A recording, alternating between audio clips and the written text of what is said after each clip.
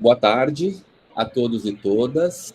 Sejam muito bem-vindos à quinta aula do nosso curso de iniciação à teoria da história e história da historiografia. É muito bom estar de novo com todos e todas vocês. Essa é a penúltima aula do primeiro bloco desse curso, estamos concluindo o primeiro bloco. Na semana que vem, na quarta-feira, às 15 horas, nós temos a última aula desse primeiro bloco, que é um bloco mais geral, mais amplo, que tenta pensar a teoria da história e a historiografia numa perspectiva de fato mais ampla, tentando apresentar um panorama do que vem sendo desenvolvido no Brasil. Então, nós já passamos aí por pesquisadores do Rio Grande do Sul, de Minas Gerais, do Rio de Janeiro, de Santa Catarina, e hoje nós vamos para a Bahia, e eu quero agradecer imediatamente ao nosso convidado da tarde de hoje, professor Eduardo Antônio Estevam Santos, que é professor da Unilab, né, por ter aceitado trazer essa discussão sobre teoria da história e história da historiografia num diálogo com a experiência africana, como eu já havia comentado informalmente no início, né, uma discussão muito importante para esse curso, para garantir, inclusive, uma perspectiva diversa, que é o propósito dessa primeira parte.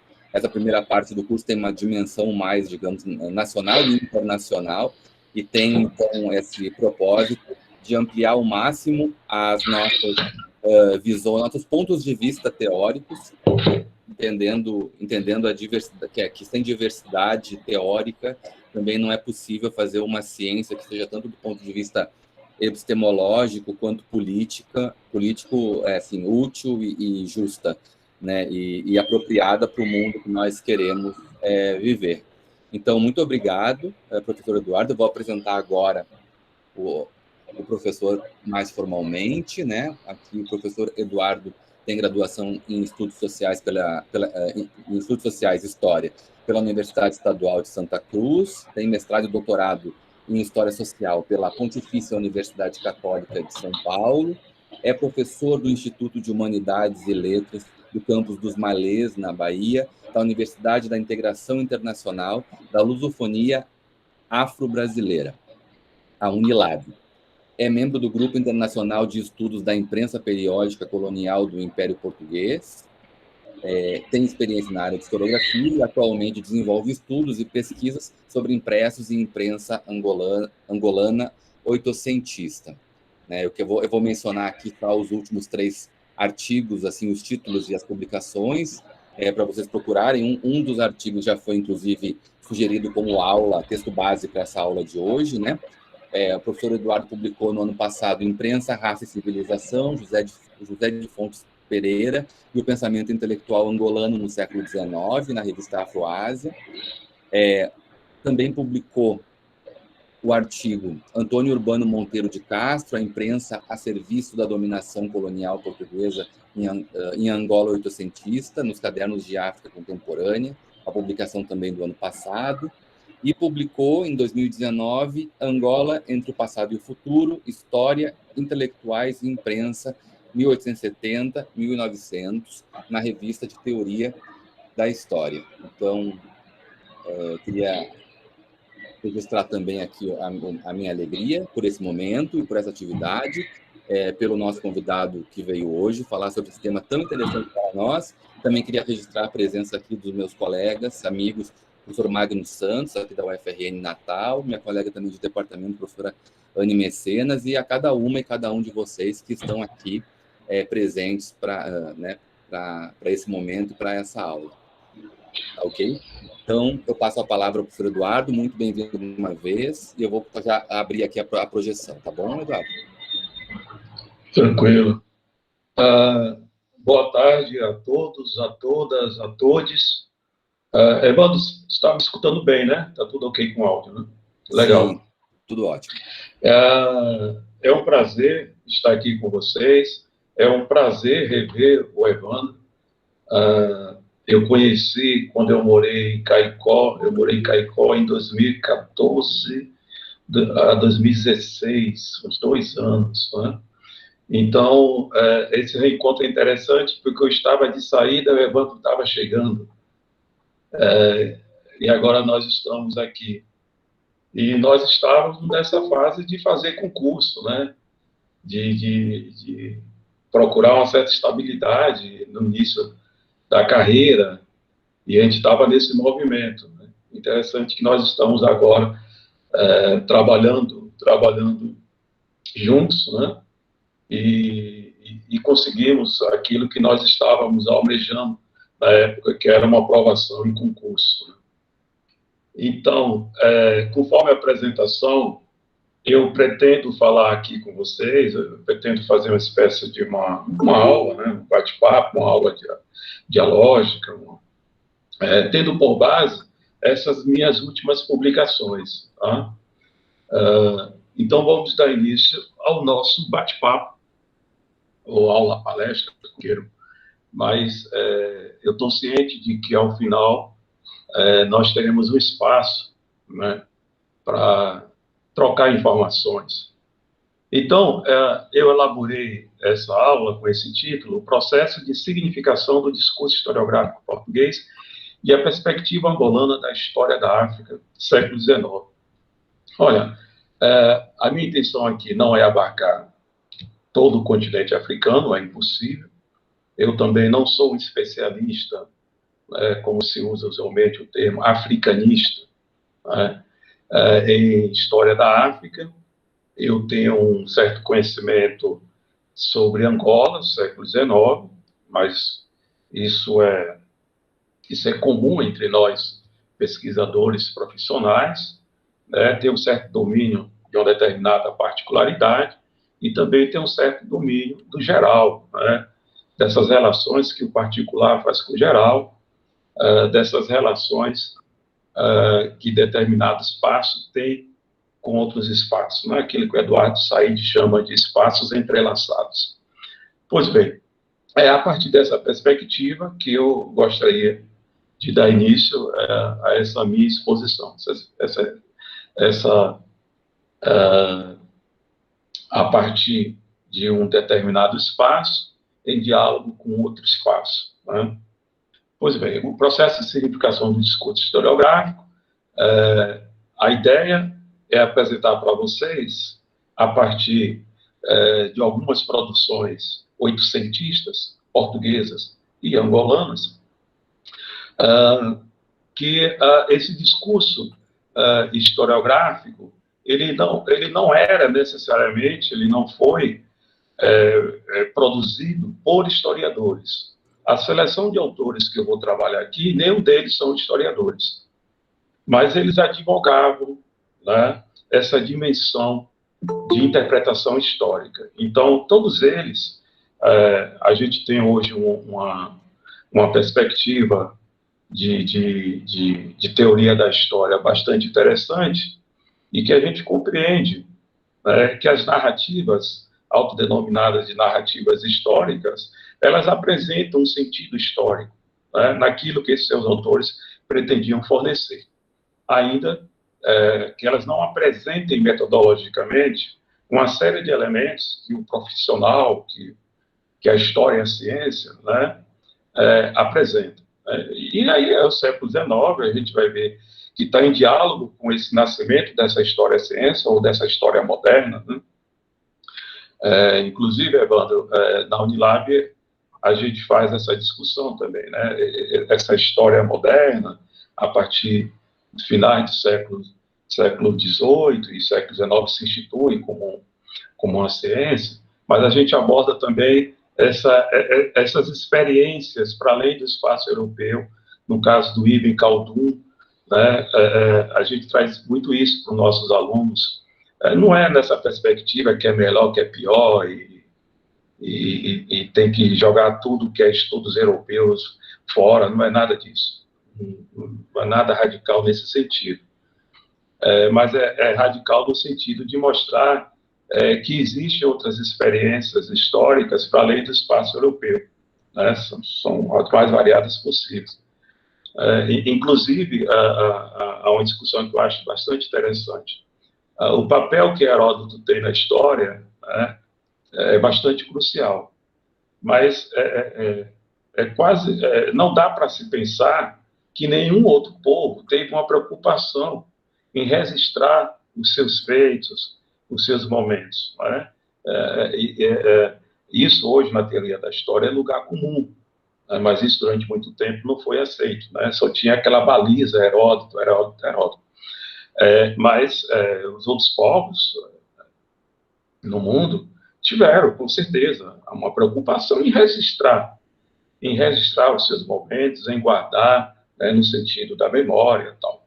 Pois bem, então, Ibn Khaldun, a gente começa, a gente parte da discussão que nós temos uma história moderna a partir dos trabalhos do Ibn Khaldun. Pois bem, Evandro, pode passar para o próximo, por favor. Aí eu começo com uma passagem aqui do Michel de Certeau, que espelha muito bem isso que eu estou falando para vocês. Toda pesquisa historiográfica se articula com um lugar de produção socioeconômico, político e cultural. Implica um meio de elaboração que é circunscrito por determinações próprias, uma profissão liberal, um posto de observação ou de ensino, uma categoria de letrados, etc. Ela está, pois, submetida a imposições ligadas a privilégios, enraizada em uma particularidade. É uma função deste lugar que se instaura os métodos, que se delineia uma topografia de interesse, que os documentos e as questões que lhes são propostas se organizam. Então, é isso. Esse lugar social que o Certeau está colocando, no nosso caso aqui, é o século XIX, não são historiadores de profissão, né? São profissionais liberais, e, no geral, aqui que eu vou apresentar para vocês, eles ocupam os postos da burocracia colonial, tá? São escritos que têm uma perspectiva muito instrumental, né? Escritos têm seu caráter subjetivo, é óbvio, todo escrito tem seu caráter subjetivo, mas também tem um caráter subjetivo no sentido de fornecer informações precisas para dinamizar o processo colonizador.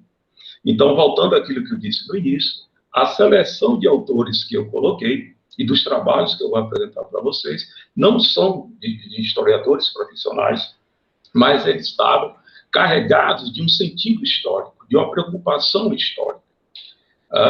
E em termos práticos, esse conhecimento dinamizava o processo de conhecimento histórico. Tá?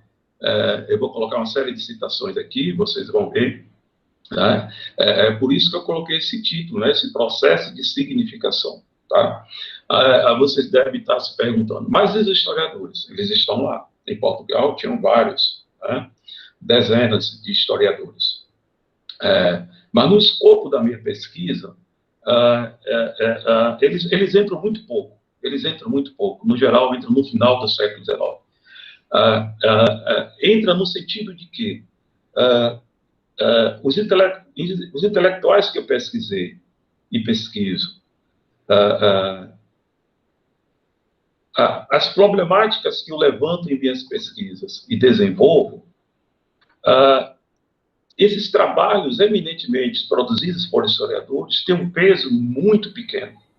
Né? Me faz lembrar uma passagem do Roger Chartier sobre a explicação histórica. Né?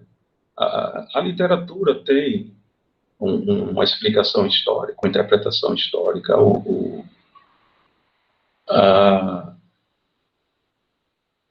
Os memorialistas também têm uma explicação histórica. E vários outros profissionais. O que Chartier traz é que o historiador concorre com esses outros campos, ou profissionais, em relação à explicação do passado histórico. Nós apresentamos mais uma interpretação histórica, mas existem várias interpretações históricas. Claro, eu não estou relativizando nem colocando em pé de igualdade, mas eu estou falando para vocês, lembrando, é um livrozinho do Roger Chartier, História, a Leitura do Tempo, um livro pequenininho, você lê rápido. A força explicativa, né, que esses outros campos têm também, e nós concorremos. Eu brinco sempre com meus alunos que eu sou do sul da Bahia, de Itabuna, e nós temos centenas de trabalhos históricos sobre a região do cacau, sobre a história do cacau. Mas assim, a gente concorre e não é muito em pé de igualdade, não. Eu acho que às vezes até um pouco atrás, com o Jorge Amado. No geral, a sociedade brasileira, baiana, lê muito mais Terras do Sem Fim do que os trabalhos dos historiadores, né? É nesse sentido que eu estou falando, a gente concorre também com essas explicações. E é um livro belíssimo, interessantíssimo, e permite você conhecer muito bem essa relação, o cacau, os coronéis, o latifúndio, a disputa pela terra. Mas é interessante também ler os trabalhos dos historiadores. Então, vamos nós. Então, essa explicação do Michel de Certeau é interessante porque nos situa no lugar social, né? Então, é a partir desse lugar que nasce esse discurso historiográfico, né? E é a partir desse lugar que esse discurso tem uma força política mobilizadora para as ações coloniais, né, do Império Português. Não só para a promoção da política de expansão colonial portuguesa, como também para a crítica anticolonial, como nós vamos ver a partir de alguns intelectuais angolanos, né? Ela também é uma força motivadora e mobilizadora para a crítica anticolonial. Então, eu falei de Portugal, essa influência dos historiadores, muito pouco, não estou dizendo que não existe, mas na minha pesquisa, no meu campo, né, de problematização. E enquanto em Angola, você não tinha universidades, universidade é algo muito recente, no espaço angolano, você tinha liceus, você tinha o que a gente chama hoje de um ensino médio, em Luanda apenas 2 escolas, né? Então, você não tinha um espaço acadêmico. Na verdade, os espaços que a gente pode considerar acadêmico, e de fato também eram acadêmicos, era a Sociedade de Geografia de Angola, que tinha diálogo com a Sociedade de Geografia de Portugal, e com outras sociedades, com aquele mesmo espírito, onde você tinha uma produção também, nesse sentido, científica. E como a gente vai ver, esses jornalistas, que eu gosto de chamar de periodistas, faziam essa mediação entre essa produção intelectual portuguesa, ou até mesmo não portuguesa. Eles tinham um diálogo muito forte, né? A gente vai ver que tinha uma rede de periodistas no espaço transatlântico. Nesse diálogo, eles captavam, interpretavam, traduziam e traziam para o grande público através da imprensa periódica. Pois bem, Evandro, pode passar mais um, por favor.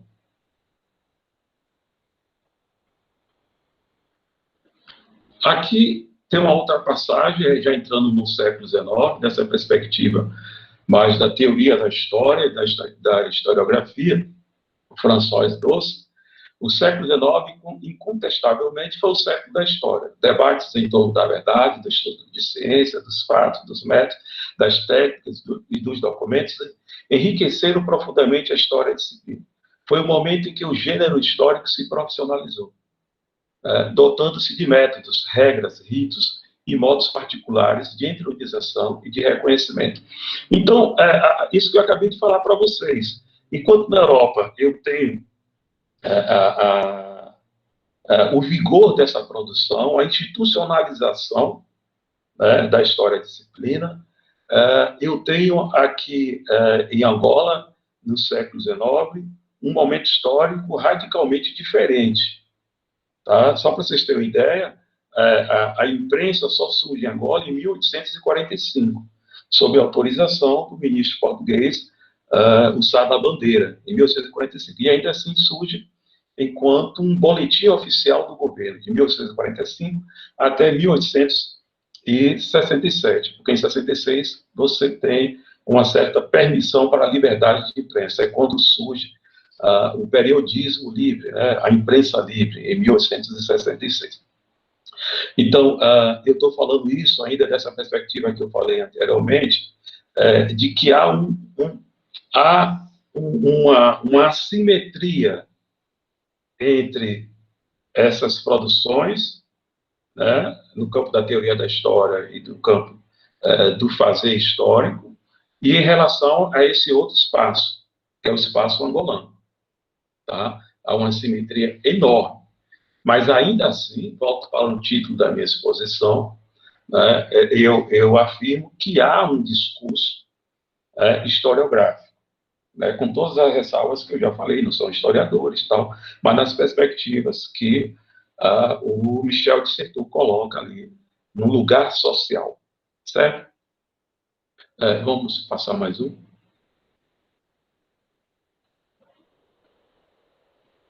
Tá, um outro aspecto também, em diálogo com o anterior, né, que esse século XIX é uma pujança de produção, e uma coisa que eu gostaria que vocês ficassem antenados é que isso que o François Doce colocou anteriormente, né, o boom da produção historiográfica que vai acontecer no século XIX, ela não está desassociada do seu contexto, do seu lugar, voltando ao Michel de Certeau, do seu lugar social, e principalmente de alguns eventos históricos importantíssimos, tais como o colonialismo, o imperialismo, o nacionalismo e o racismo. Isso, eu vou apresentar alguns slides aqui, que a intenção é essa, que a gente pense o entrelaçamento entre o colonialismo, o imperialismo, o nacionalismo, esse é crucial, racismo, ideal civilizatório, progresso, entrelaçado com a pujança dessa produção. Tá? A gente vai discutir um pouco mais abaixo, que essa história-disciplina, essa história-ciência, ela é financiada. A burocracia estatal tinha necessidade, eles impulsionaram essa produção, porque eles tinham interesse. Então, você vai ter a institucionalização da disciplina de história, no que a gente chamou de educação básica. Né? Você tem o estatuto de um ministério voltado para discussões da história, ou seja, há uma burocracia estatal. Então, há interesses políticos de Estado com essa profissionalização da história. No Brasil não foi diferente, o Instituto Histórico e Geográfico Brasileiro. Então, é muito difícil a gente desassociar essa produção desses elementos que eu apresentei para vocês. Não estou aqui afirmando afirmações simplistas, é uma historiografia racista, era uma historiografia colonialista. Eu só quero afirmar que essa historiografia, esses estudos históricos, eles estão entrelaçados com esses elementos que eu estou apresentando para vocês. Né? É quase que impossível não entrelaçar. E essa fala aqui do Aerter traz muito bem isso, a questão da língua. Terá alguma nação, coisa mais precisa, né, que a língua do seu país? Partindo do estudo da literatura nativas, temos aprendido a conhecer épocas e povos mais profundamente que ao longo do triste e decepcionante caminho da história política e militar. Aqui é aquele debate para superar aquela hegemonia daquela história narrativa muito presa àquilo que a gente chama aos heróis, a uma história militar, uma história política, uma história... Nesta última, raramente é possível ver nada que não seja a forma em que o povo foi dominado, aquela história dominante. Como ele se deixou massacrar na primeira, aprendemos como esse povo pensava, quais eram seus anseios, desejos, como apreciava seus prazeres, de que maneira era dirigido por seus mestres, suas inclinações. Ou seja, aqui há o aparecimento do povo, né? Há o aparecimento do povo, há o aparecimento de uma sociedade mais ampla, para além dos grupos sociais, dos militares, da realeza, dos reis. Então, aqui já há essa quebra. Né? Finais do século XVIII e século XIX, a coisa já está ganhando mais força. O povo está entrando na história. O povo está entrando na história, século XIX entra na história, e as lutas entre esses diferentes grupos também entram na história, né? As lutas de classe do materialismo histórico, com o marxismo também no século XIX. Mas aqui eu trouxe essa passagem para esse destaque, que é a questão da nação. Ele traz o peso da nação naquilo que eu acabei de falar, e a questão da língua.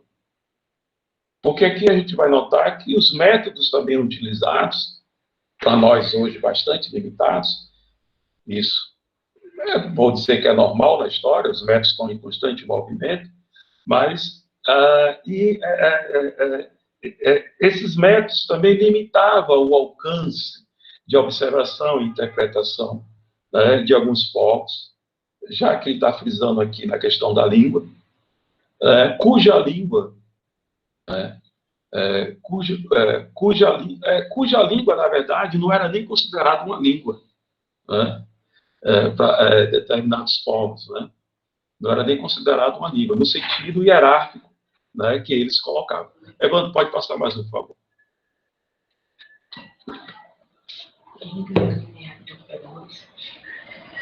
Só um minutinho. Você quer pegar?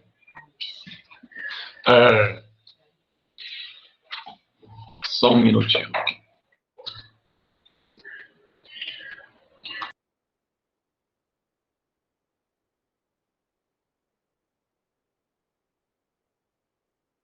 Eu tenho uma passagem que eu considero interessante,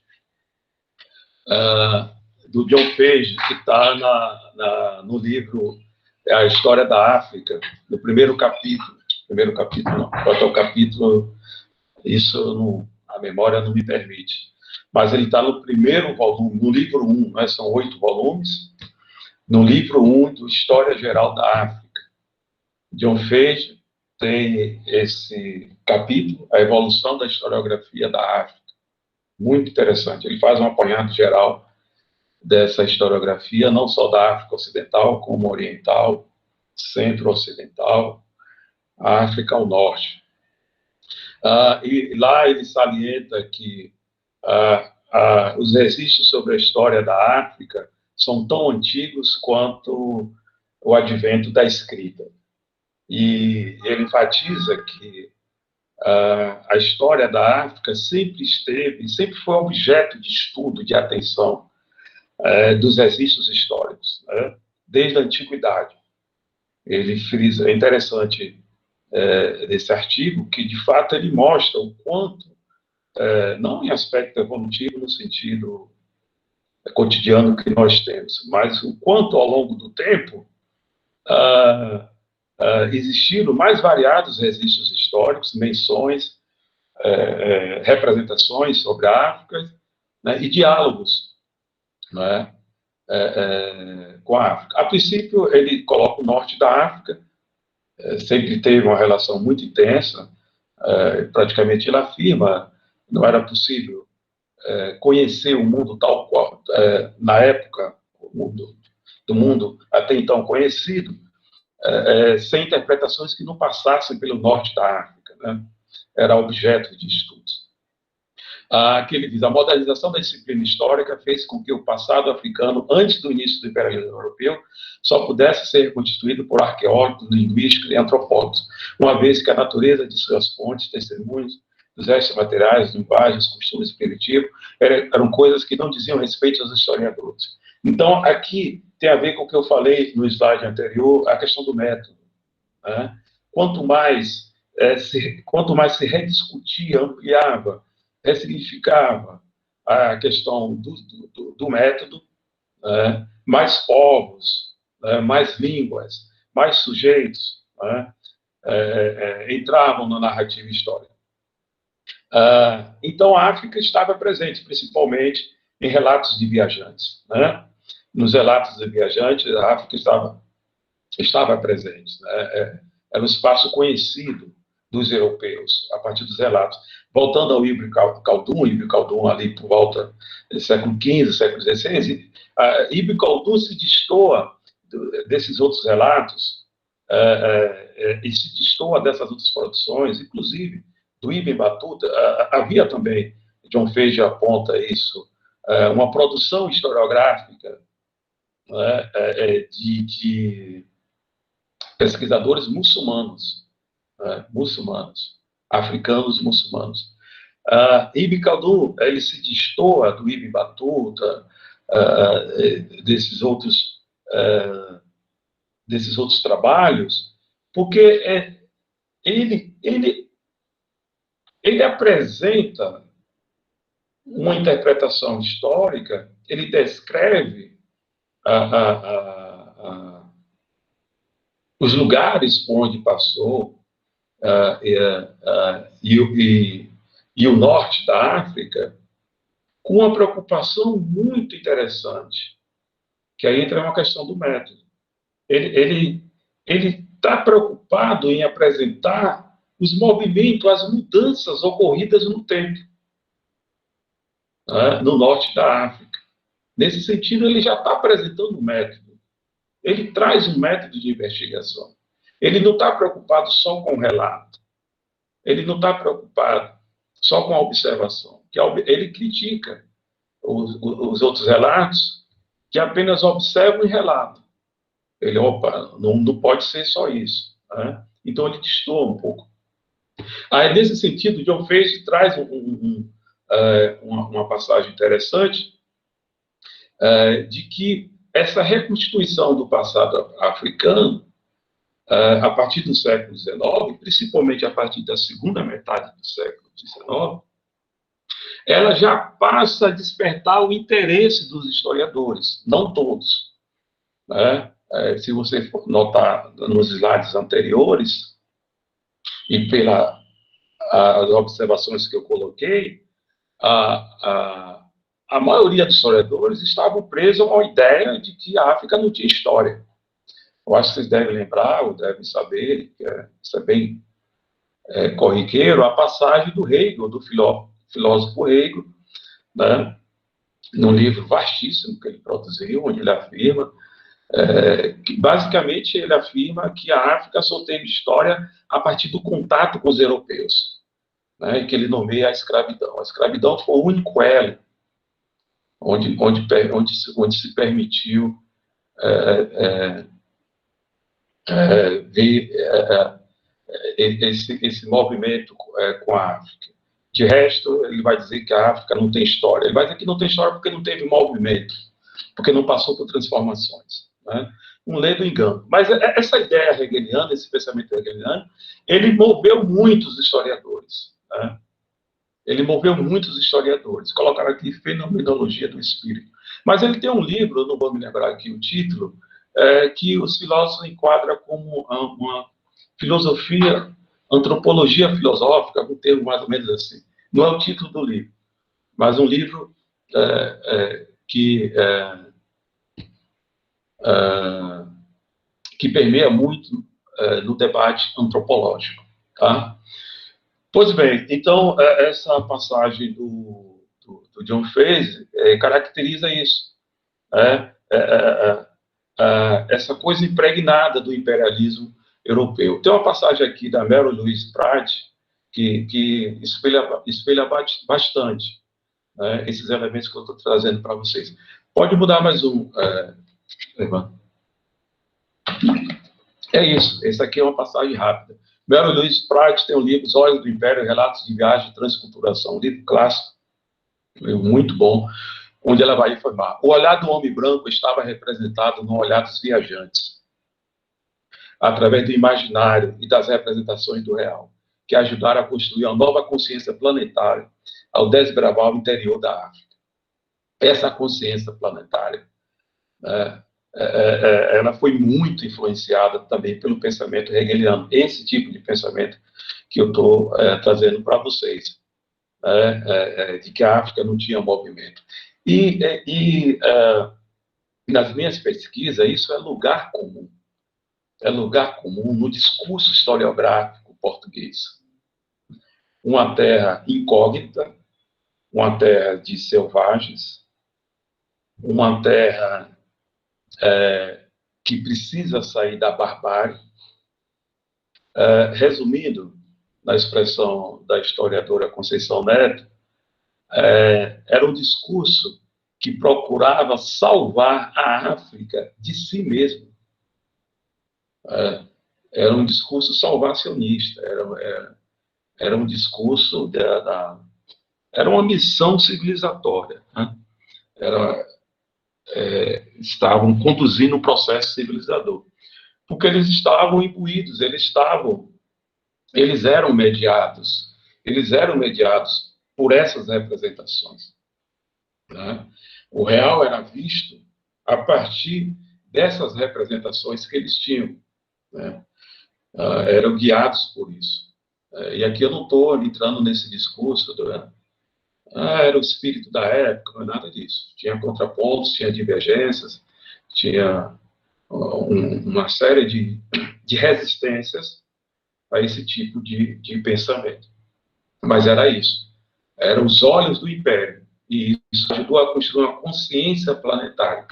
E só uma observação rápida, né? Uma vez até que é uma palestra-aula, nós ainda estamos presos a essas representações. A África hoje, pelo mundo afora, não é só no Brasil, acha-se que é um país, né? Até hoje a gente fica, não, é um continente, 54 países, com uma diversidade linguística, de povos enorme, muito grande. E pare com essa ideia, o africano escravizou o africano. Não, eles não reconheciam como africano. Europeu também escravizou o europeu, e você não vem com essa ideia. Esse sentimento de negritude, de africanidade que você tem, hoje não existia. Esse sentimento, africano escravizando o outro irmão, não existia. Pare com esses anacronismos que você não leva para os europeus, que escravizaram também europeus, né? Que também não eram europeus no sentido como nós o conhecemos hoje, né? No sentido desses elementos comuns, né? Dessa comunidade com elementos compartilhados. Então, Mel Louise Pratt traz reflexões impactantes, porque até hoje, o cinema hollywoodiano, essas imagens, né, aquele filme O Príncipe em Nova York, uma série de outros, da década de 80, tem uma série de filmes. Até hoje, nós estamos impregnados com essas imagens que são péssimas para nossas relações. Inclusive, nós que temos uma formação muito forte de origem africana, e nós negamos isso, né? Recentemente foi produzida uma tese que o cara apresenta o quanto a grande imprensa não demonstra a força, o grau de articulação que o Brasil tem com a África, historicamente, nos seus materiais impressos contemporâneos. Ou seja, você abre a Folha de São Paulo, não tem um caderno de África. A parte mundo da Folha de São Paulo é 90% Europa. Você vai ali, 2 ou 3 dias, você acha uma notícia sobre um continente, ainda é generalizar, e por aí vai. Nós já sabemos disso. Jornais televisivos, tem um correspondente nos Estados Unidos, um na Inglaterra, um na Itália, um para toda a Ásia, que também é gritante, um para toda a Ásia, e nenhum para a África, né? E se a gente for comparar em relação ao peso histórico da África nas nossas formações, sobre os mais variados aspectos, linguístico, culinário, político, não tem sentido não ter jornalistas, né, correspondentes lá, sem falar ainda dos países da lusofonia. Vamos lá, Evandro. O discurso português, aqui em termos práticos e objetivos, aquilo que eu falei, aqui são apenas alguns trabalhos, mas tem mais também. Eu diria que tem mais 5 ou 6 autores aí, mas das mesmas perspectivas. Eu tenho o Pérez Hebreu, Imigração em Colônias, ele publicou esse livro em 73, Marquês de Sá da Bandeira, essa carta foi publicada em formato de livro, ele foi ministro das relações, que a gente chamou de relações exteriores, né? Ministro do ultramar do Império Português, é tido como o maior político das relações internacionais do século XIX, né, do Império Português, o Marquês de Sá da Bandeira. Eu tenho aqui um outro trabalho do Balsemon. O Balsemon tem vários trabalhos, inclusive o Balsemon.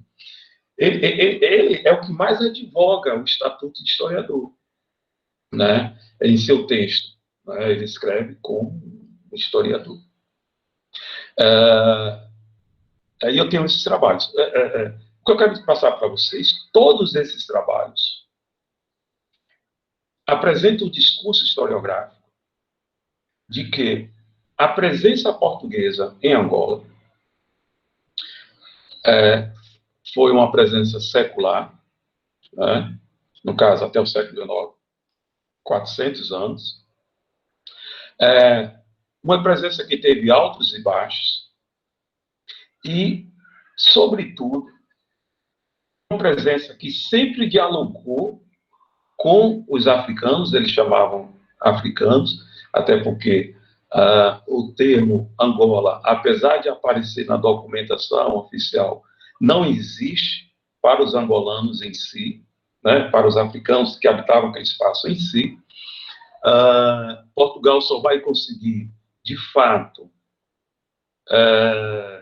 ter o domínio sobre esse espaço que a gente conhece hoje como Angola, por volta da primeira década do século XX, 1905, 1908.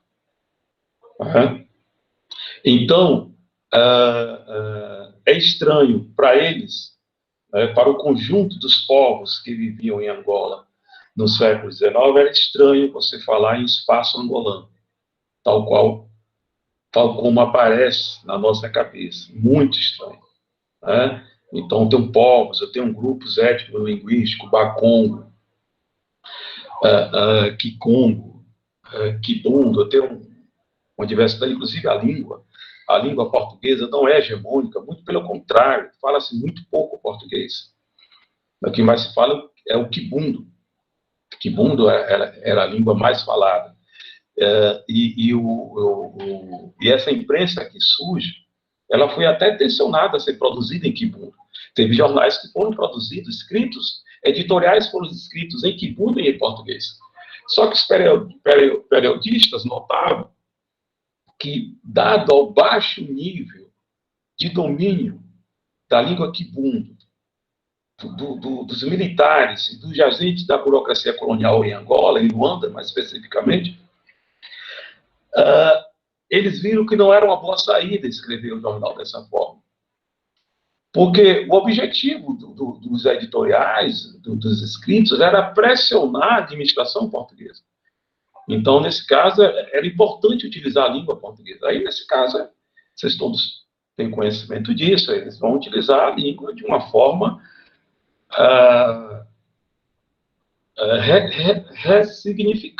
ressignificadora, né? Ressignificante, né?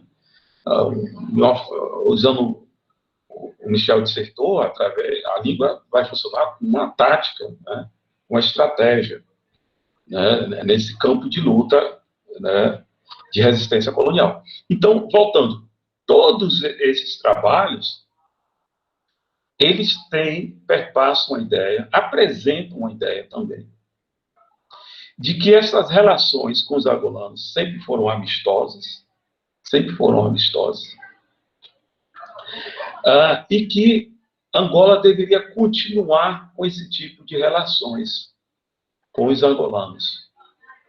Quando você lê esses trabalhos, e não precisa ir muito longe, não. As primeiras páginas, tem relatório aqui que tem 400 páginas, não precisa ir muito longe. Até na apresentação você já percebe, você vê, não precisa ser pesquisador, nem historiador. Claro, tem que ter um mínimo de informações necessárias para chegar no que eu quero afirmar agora. Você vê o Gilberto Freire, você vê o luso-tropicalismo. Apesar de não existir na época, nem a ideia, nem a concepção, nem o conceito. Mas você vê aquilo que o Freire afirmou na década de 30, a ideia de que essa relação dos portugueses no espaço angolano sempre foi uma relação de uma plasticidade infinita, de abertura para com o outro. E que quando houve resistência às guerras, que eles chamavam das guerras pretas, Foram guerras necessárias, porque esse gentio, né, o indígena, o gentio, termos que ele utilizava, ele não quis aceitar essa presença salvadora, né? Essa presença salvadora, tal, por aí vai. Então, o que eu quero apresentar para vocês é que qual o objetivo desse discurso historiográfico, né? E o trabalho do Pérez Abreu, o trabalho do Balsamo, eles sempre apresentam vou chamar aqui de trajetória, da presença portuguesa em Angola. Nos relatórios também tinha isso. Aí eles mostram a chegada dos portugueses em Angola, 1400 e pouco, tá?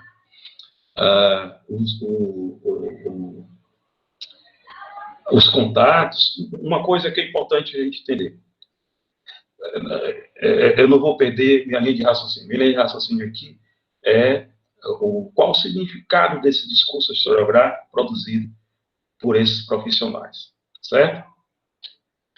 É importante nós entendermos que em Angola, isso não foi muito diferente em outras regiões também de Angola, né? Eu estou naquela perspectiva que eu falei para vocês, em particular e em geral.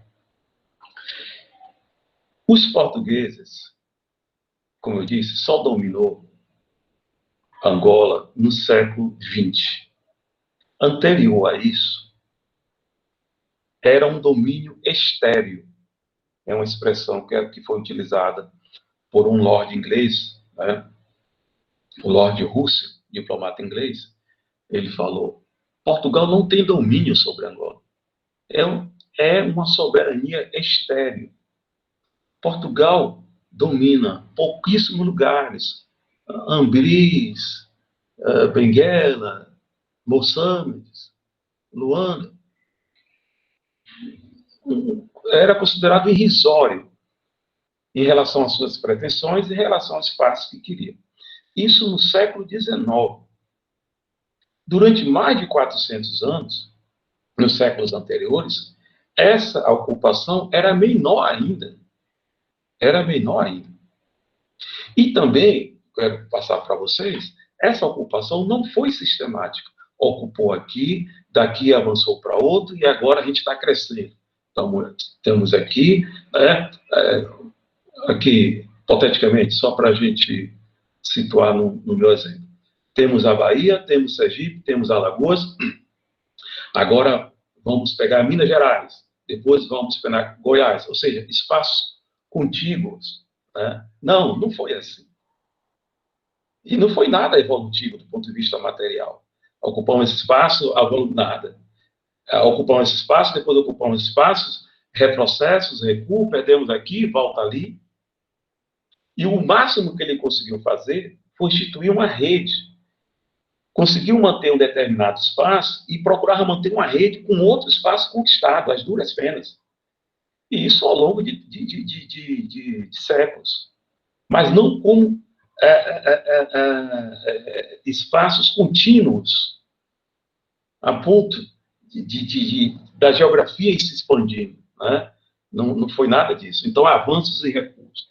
Então, esse discurso historiográfico, ele tinha o objetivo de demonstrar o tempo histórico, né? Nesse texto que o Evandro citou, que eu trabalhei, Angola, entre o passado e o futuro, eu faço essa análise a partir do conceito de regime de historicidade, né? Onde eles procuram interpretar o tempo vivido, o seu tempo, numa articulação entre a experiência vivida, o passado, e entre o horizonte de expectativa, o futuro. Nesse discurso historiográfico, eles viviam um momento de tensão. Essas obras que eu estou apresentando para vocês foram produzidas na segunda metade do século XIX. Portugal basicamente ocupa esses espaços que eu falei para vocês: Luanda, Ambris, Benguela, Moçambique, muito limitado e de forma muito precária. Ambris, né, teve um conflito muito forte com os franceses, com os ingleses, era uma região de tensão. Então, eles precisavam criar solidificar um pensamento, uma ideia, de que esse momento, ainda que estivesse vivendo um momento de tensão, de conflito, aí era necessário e que eles estavam avançando.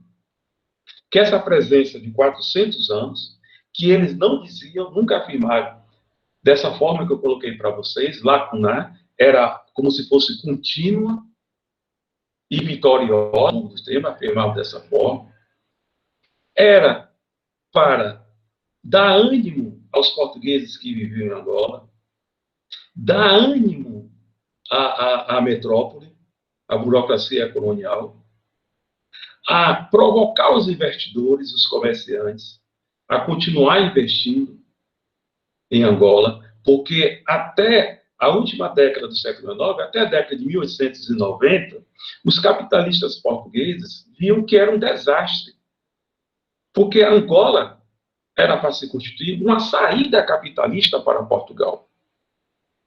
E isso não constituirá mais despesas do que receita. Era um entrave.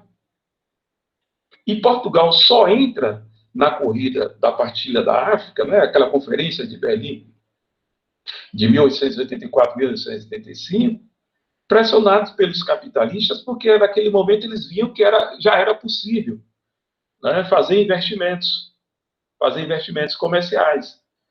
Mas anterior à década de 1890, mais precisamente anterior a 1892, inúmeras guerras que foram feitas, chamadas guerras pretas, né? Isso no vocabulário colonial, derrotas, a Guerra do Dembos. Na Guerra do Dembos, o jornal O Mercantil, eu tenho que avançar também por causa do tempo.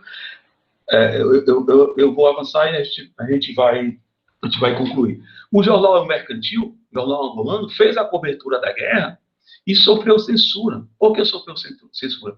Porque demonstrava as fragilidades do domínio português, as derrotas, e isso era ruim para os portugueses que moravam lá, né? E isso daria mais força para o inimigo, porque aqui a gente vai ver, já está surgindo, já tem uma elite mestiça, uma elite crioula, conforme você queira utilizar, que é africana, que tem laços com a cultura portuguesa, mas que já advoga um certo proto-nacionalismo angolano, que a gente vai chamar de um proto-nacionalismo.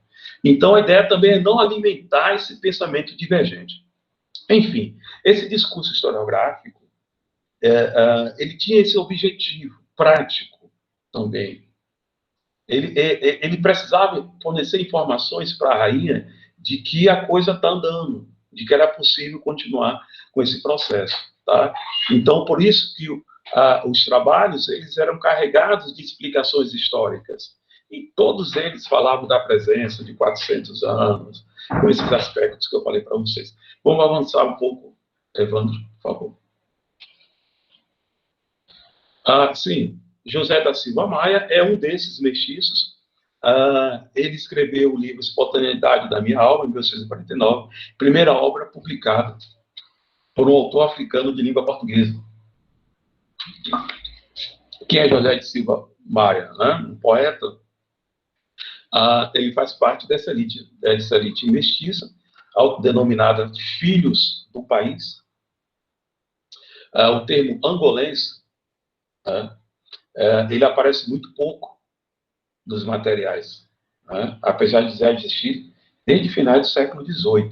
Mas o que eu quero dizer para vocês é que o José da Silva Maia se identificava como filho do país, como angolense, é que ele foi um desses construtores daquilo que o Benedict Anderson vai chamar de comunidades imaginárias da nação. A nação não como invenção, mas a nação como algo imaginado. Né? José da Silva Maia é um desses que imaginam a nação angolana. E ele participa de movimentos em Benguela, onde se vai discutir essa identidade angolense, né?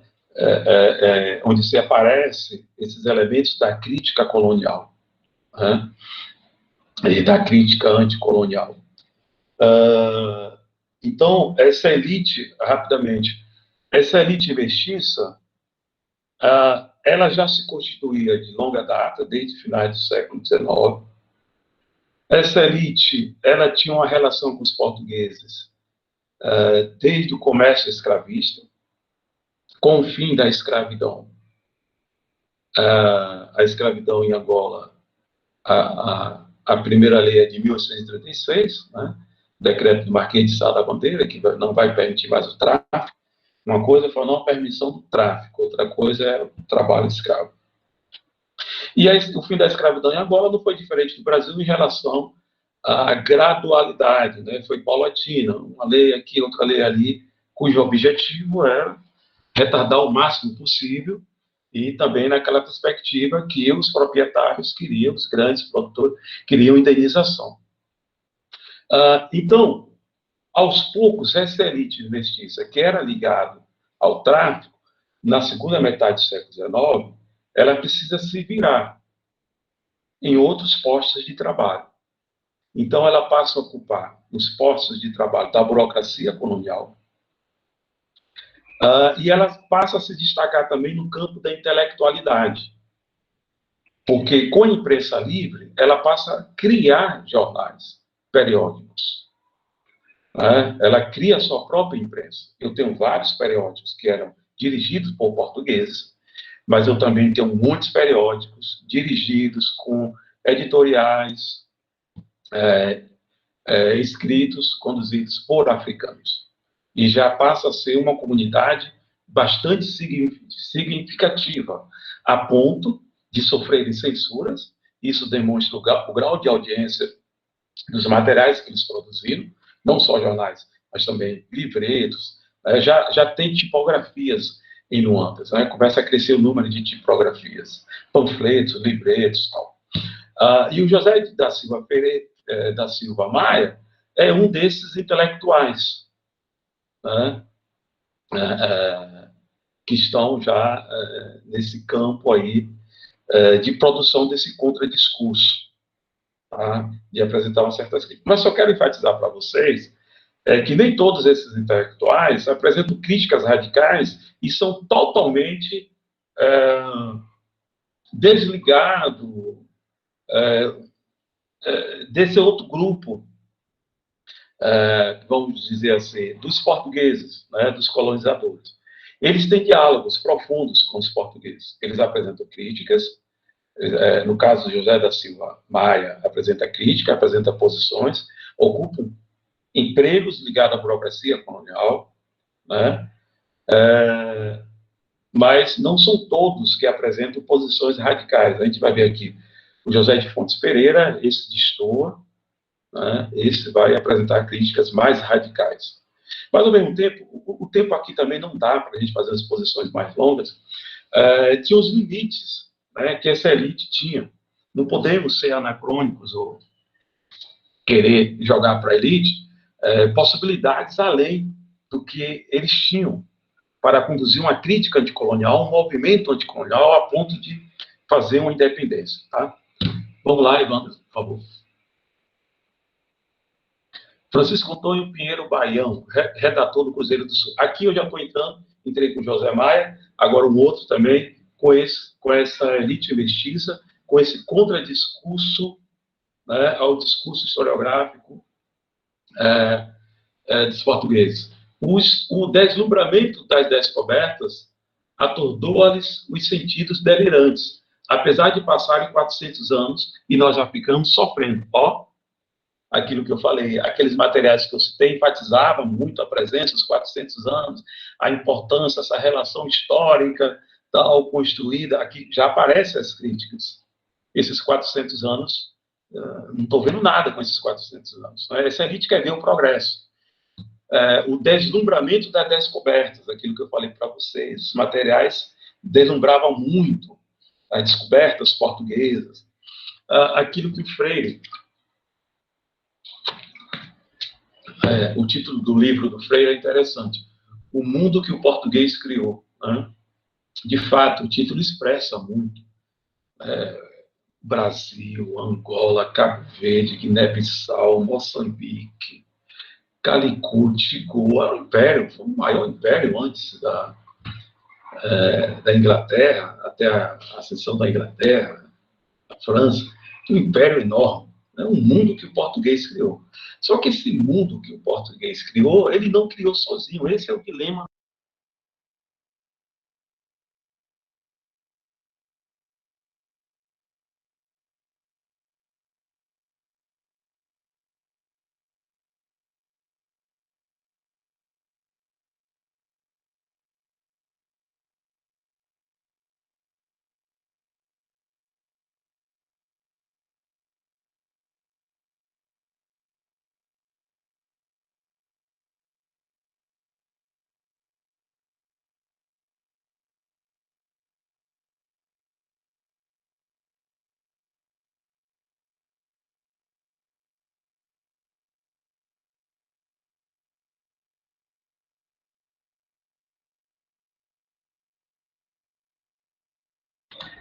O microfone. Tá ok agora? Agora sim. Ok? Me digam onde foi que vocês não ouviram aí, aí quando eu vi que o microfone caiu, eu já tinha falado bastante. Não, foi só a parte final mesmo, Eduardo. Então dá para reconstruir. Legal. Obrigado por mundo que o português criou. Obrigado pela observação. Vou ser sincero com vocês, eu estou desde 2h30 aqui e só consegui resolver o microfone. Dalina veio, me deu um apoio e conseguiu resolver para mim às 3 horas. Então, porque aqui não trata de desbloquear o microfone, não. É a conexão. Eu vou procurar não mexer muito aqui. Então, o mundo que o português criou, o problema do lusitropicalismo é que vê essa plasticidade apenas do ponto de vista português e não vê a plasticidade do ponto de vista dos outros povos. E aí ele coloca como algo positivo, inerente à cultura portuguesa. Ledo engano, outros povos tiveram uma plasticidade, uma abertura com o Congo, a presença do cristianismo na região do Congo, em Angola, tem plasticidade também do outro lado. Esse é o dilema. Então, aqui, nesses materiais que eu estudo, eu já encontro uma série de elementos díspares, que eles são jornalistas, publicam em jornais, nesses discursos, nesses contradiscursos, críticos a esse discurso historiográfico português.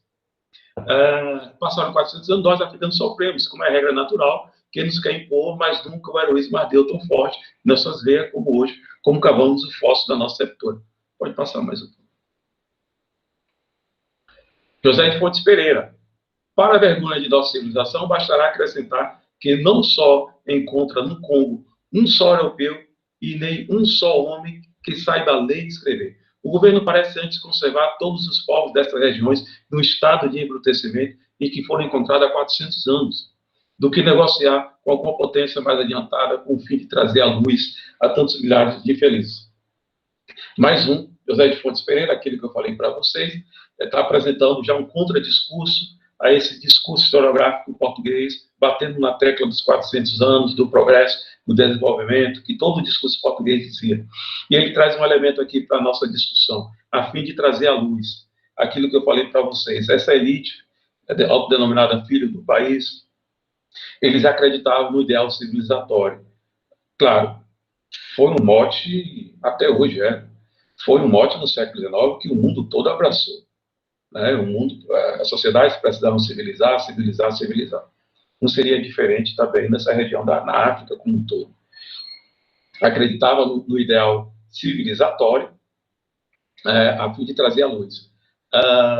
Eles tiveram formação na cultura portuguesa. Muitos filhos do país estudaram em Portugal.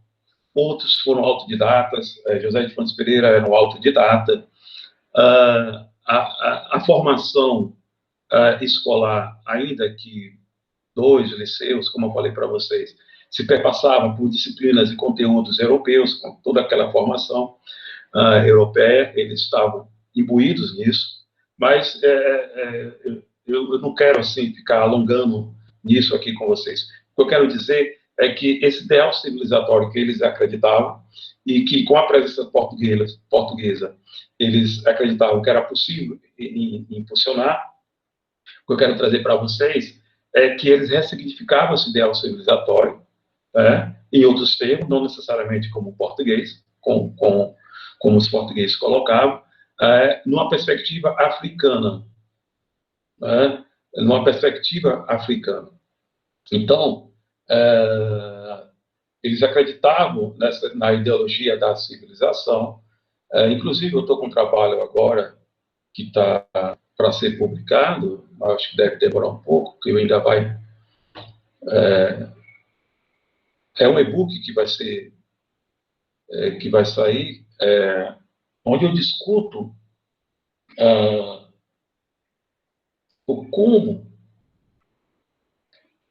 como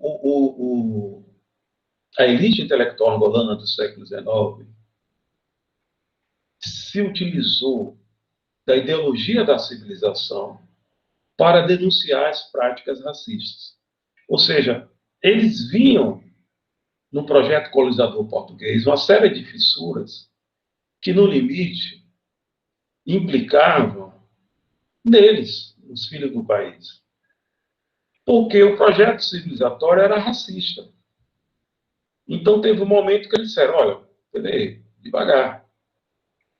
Nós concordamos com isso, mas aqui não. Então, começou a haver uma série de conflitos. Pois bem, então, a fim de trazer à luz a tantos milhares de infelizes. E se você notar, quem é leitor dos pan-africanistas do século XIX, todos eles beberam o ideal civilizatório, principalmente com o fim da escravidão. A ideia geral deles era de que a escravidão arruinou os povos, os estados, os reinos.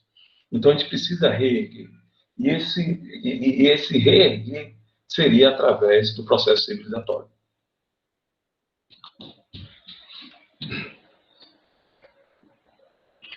Eu vou avançar por causa do tempo, senão não vai dar. Pode avançar mais um.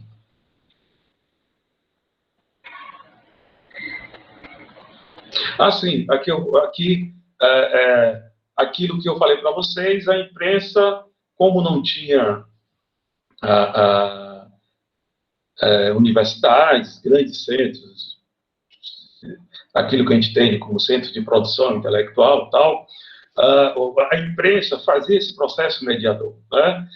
Livros, parte de livros eram publicados na imprensa, comentários sobre livros eram publicados, livros eram vendidos em tipografias, livros de autores europeus, portugueses, eram vendidos na tipografia. Então, a imprensa fazia esse papel mediador. Principalmente, discutia temas de autores muito lidos, muito debatidos mundialmente. Então, isso fazia com que o leitor angolano ficasse a par, acompanhasse esse processo. Sem falar que os navios também importavam bastante livros. Só que aí ficava para quem tinha mais dinheiro, a elite e tal. Evandro, pode passar. A harmonia racial do colonialismo português. Aqui eu sou Bolê, a gente já discutiu isso. Escritores portugueses modernos que afirmam que seus compatriotas jamais tiveram qualquer preconceito racial ou discriminação contra o negro africano. Evidentemente ignoram que uma raça não pode escravizar a outra por mais de 3 séculos sistematicamente, sem adquirir um sentimento consciente ou não de superioridade racial. O mundo que o português criou, isso é válido para o Brasil também. Charles Boxer, um grande historiador inglês, isso vale para a nossa experiência histórica brasileira. É impossível, praticamente, 3 séculos e não haver adquirido esse sentimento de superioridade. Esse sentimento de superioridade que a branquitude tem hoje no Brasil é fruto né, desse racismo. Pois bem, vamos nós. Que os portugueses de Portugal, né, até hoje, são resistentes com isso. Esse movimento de estátuas, a discussão está em Portugal também, de rever, de destruir e tal.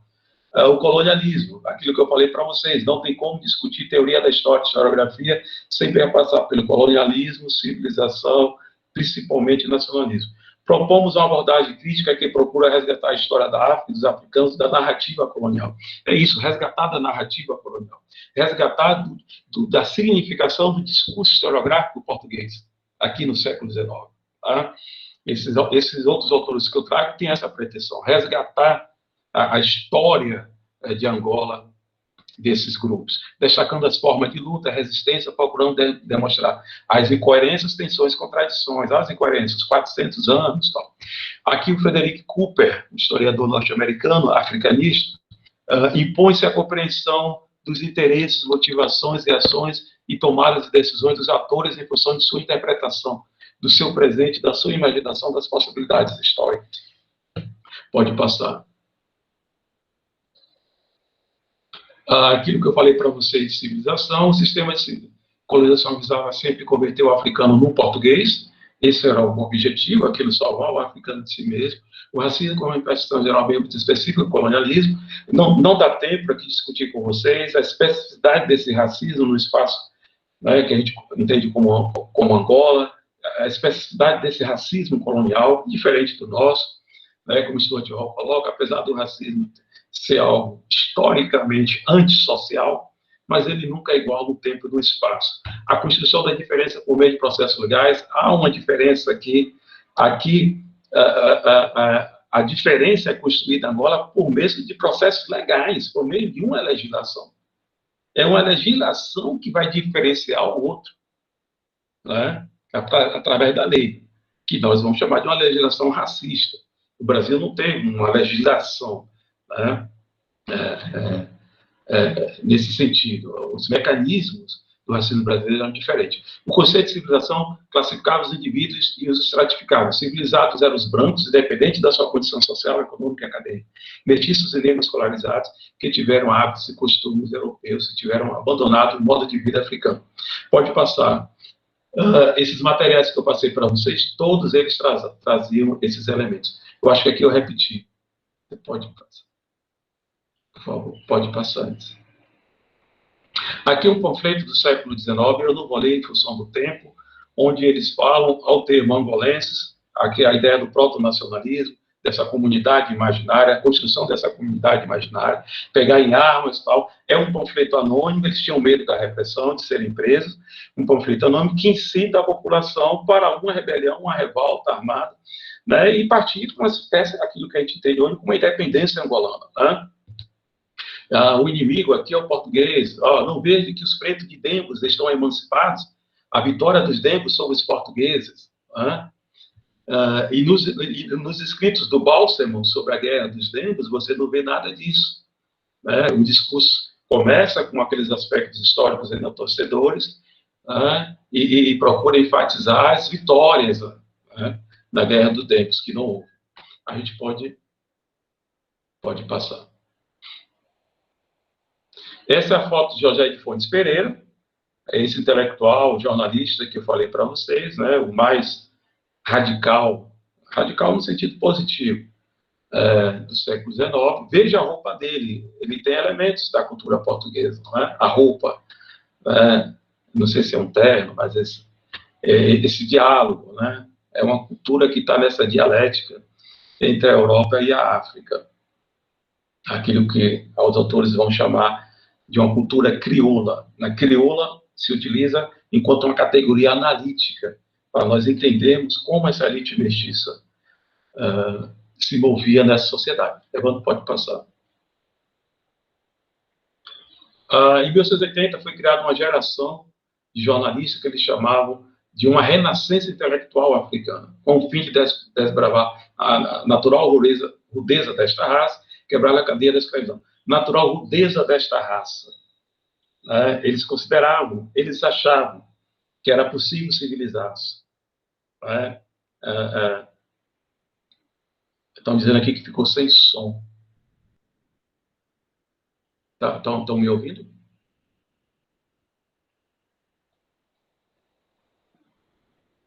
Tá normal, tá normal. Vamos seguir por causa do tempo. Normal. Legal. Essa rudez, vou aumentar mais o microfone. Apesar de no início alguém falou que estava super alto. Essa rudeza da raça se refere aos outros povos, né, da região, que eles achavam que deveriam mudar o seu modo de vida para entrar nesse processo civilizatório e tal. Mas nunca nas mesmas características dos portugueses. Pode passar. E Arantes Braga era um filho do país. Aí nós estamos no final. Né? Uma bibliografia, eu creio que o Evandro deve passar o slide ou a bibliografia para vocês, a gente pode ver isso depois. Para não ficar muito cansativo, pode suspender os slides e a gente já pode abrir para o bate-papo.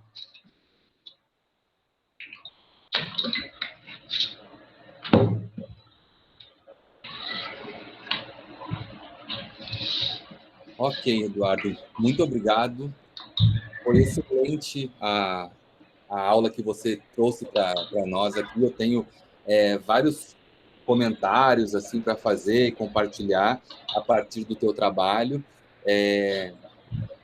Eu não sei se nós temos alguma questão já no chat, mas eu gostaria de dizer que todos e todas fiquem à vontade para colocar as questões, comentários agora aqui. Podem levantar a mão ou avisar e abrir o microfone, falar, e a câmera, aqueles que quiserem também, para colocar oralmente as perguntas, ou podem também escrever no chat e nós lemos aqui para que o professor Eduardo responda.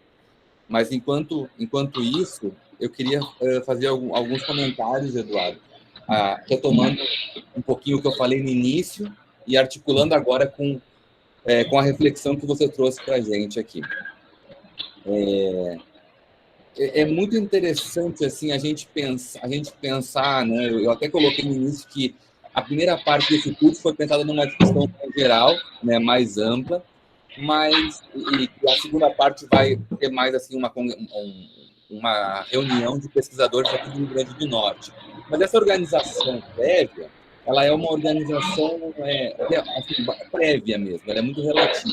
Porque o que uma pesquisa como a sua traz para a gente é essa ideia de que nós precisamos superar essa perspectiva nacional, excessivamente nacional, que se opõe a um regional, né?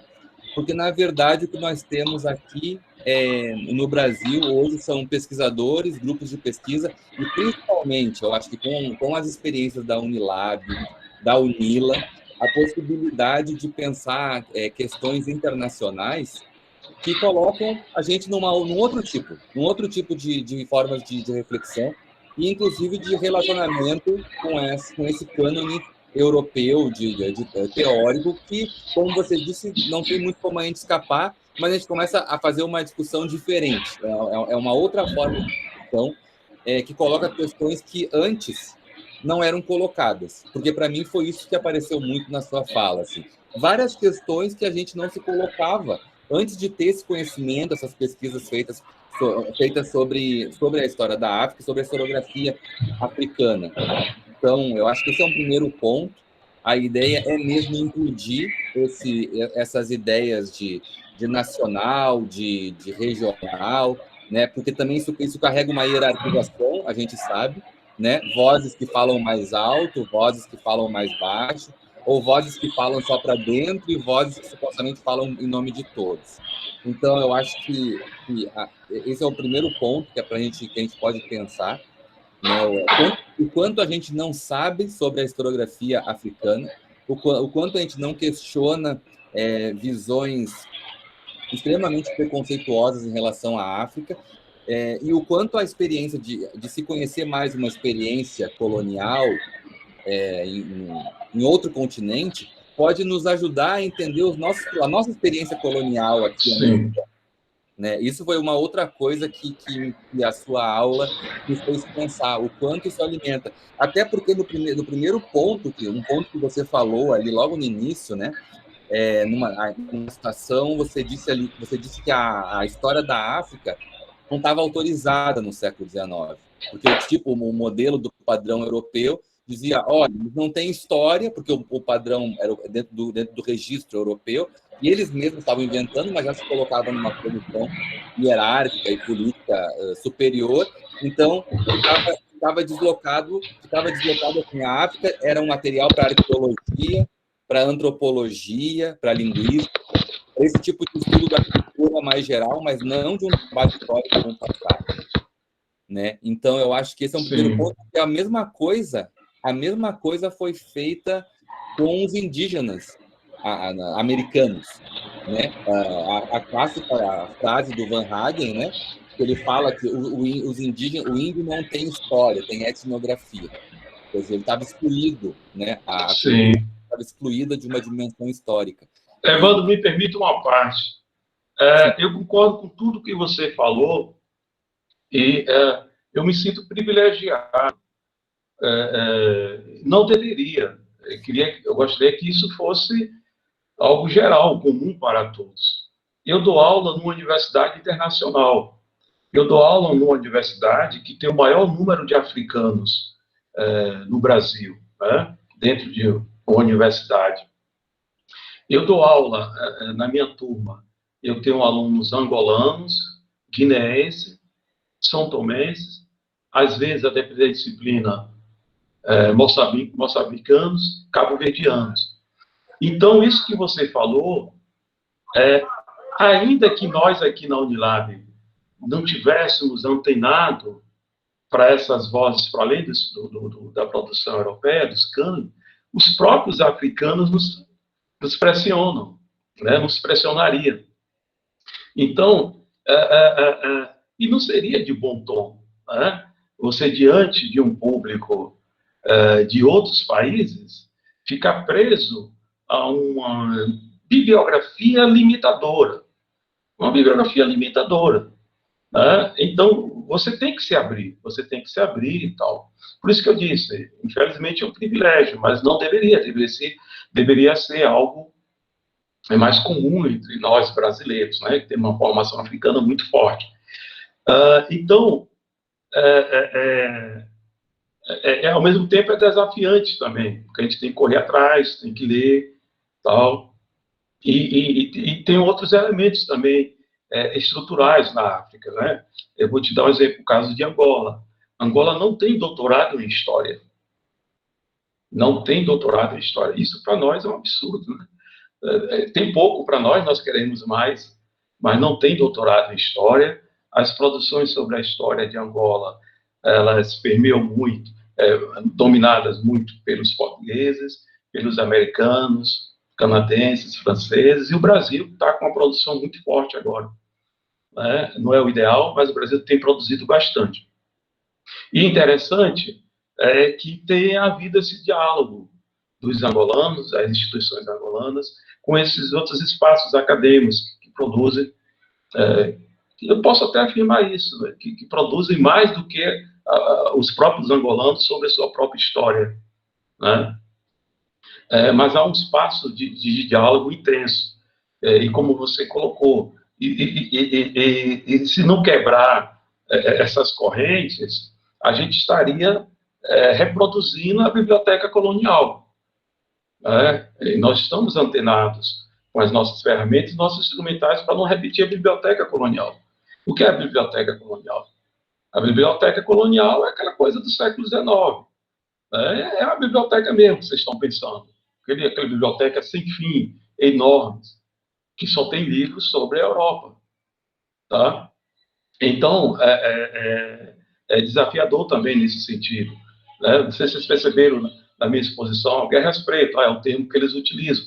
Porque, assim, os materiais que a gente tem em mãos, no geral, são materiais produzidos pelo dominador, produzidos pelo Império Colonial, produzidos pelos de cima. Uma vez você quer construir uma história numa perspectiva de baixo, e aí o que acontece? Aí você tem que ter muito treino, muita habilidade para você não reproduzir a biblioteca colonial. Não reproduzir minimamente o vocabulário colonial.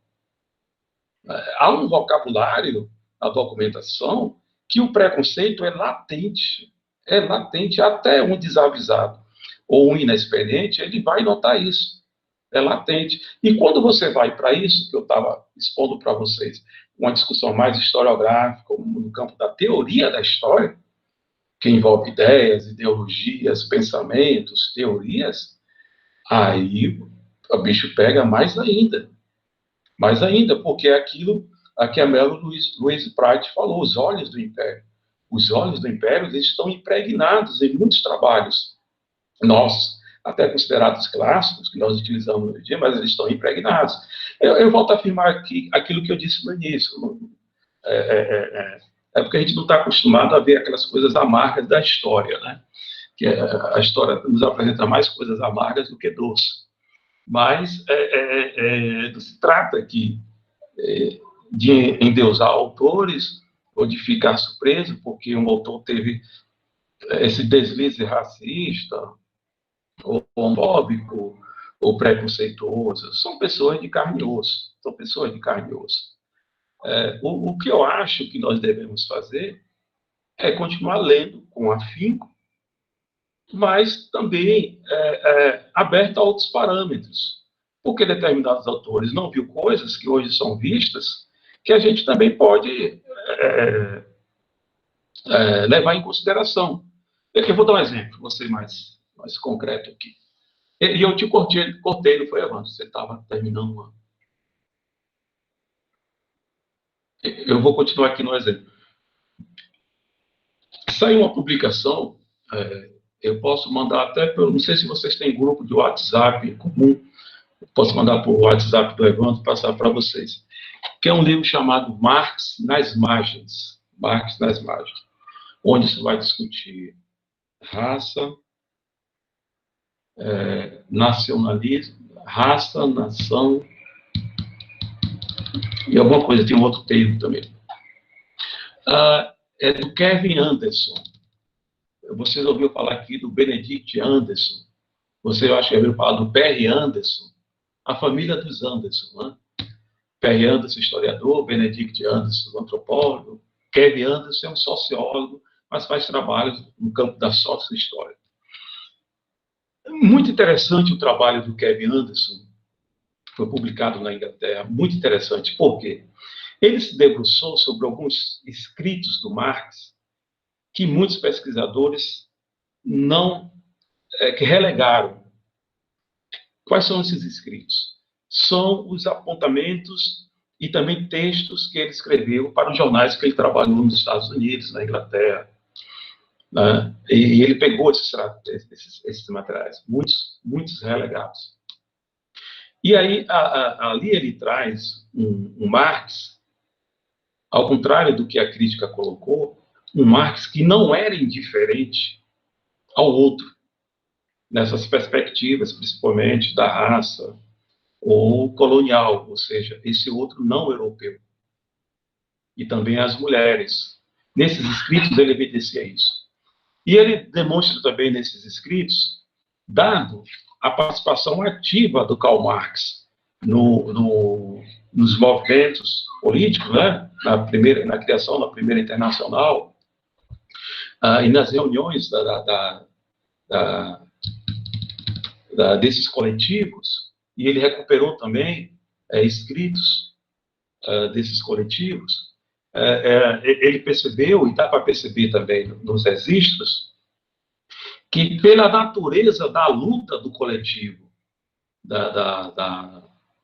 do coletivo de luta, né, das reuniões, das internacionais de luta, não cabia indiferença com esse outro trabalhador, com esse outro que está no mesmo campo da luta de classe. Ele dá uma série de exemplos e traz documentos, porque o Marx fez a cobertura da Guerra Civil Americana, né, na década de 60 do século XIX.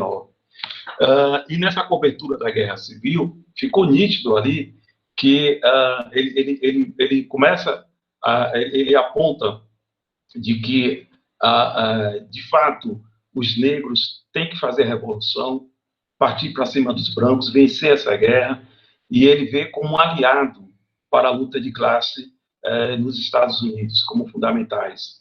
E ele vai amadurecendo as suas ideias em relação aos negros, né? E outros textos que o Kleber Anderson aborda, amadurecendo também as ideias em relação aos africanos e aos asiáticos, né? Marx também, como esses outros autores, também teve lá seus deslizes. Mas é interessante que Kleber Anderson vai mostrando a mudança, né? Aquela posição que ele teve em 1848, na década de 60 não tem mais, desaparece, ele vai mostrando as mudanças. Enfim, é isso que eu acho. As críticas são válidas, tem que haver, né? Mas eu acho que a gente deve procurar sempre ver nos autores quais novos trabalhos críticos que conseguem ver desses autores a sua atualidade em relação a determinados temas, ou não, né? Ou não, se é possível ou não. Né? Mas, e fazendo esse diálogo, porque senão a gente continua ainda reproduzindo esses olhos, né? Esses olhos do Império. Por fim, o historiador angolano, ele tem um livro sobre o Congo, o Patrício, o nome dele é Patrício Batiscama, eu não sei pronunciar o segundo nome. É uma pesquisa recente dele. O que é que ele vai demonstrar? Ainda nessa crítica ao discurso historiográfico português que eu apresentei para vocês. Que no Congo, no século XV, ele prova isso documentalmente. Os portugueses admiravam a inteligência do congolês. E eles chamavam o Congo da Grécia africana. Eles chamavam, no século XV, chamavam os congoleses, chamava a região da Grécia africana. A Grécia estava fazendo a referência, né, a esse universo do pensamento, essa coisa toda. E ele demonstra na pesquisa que o intelectual congolês foi convidado para dar aula de humanidades na Universidade de Portugal. O que me chama a atenção na sociedade brasileira é que isso causa espanto. Isso causa espanto. Por que causa espanto? Causa espanto porque a gente cai naquilo que o Boaventura de Souza Santos chama do racismo da estranheza. Mas tinha intelectual no Congo no século XV. Cara, ele foi dar aula numa universidade, disciplina de humanidades de Portugal. Como é que chama da Grécia africana? Esse espanto. Foi o racismo que gerou, né, esse comportamento nosso, que gera esse espanto. Porque o lugar natural da produção do conhecimento é a Europa.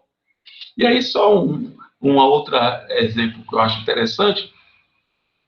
Vocês viram ali quem era civilizado? Branco. Né? Tal. O outro, se não fosse branco, não era civilizado.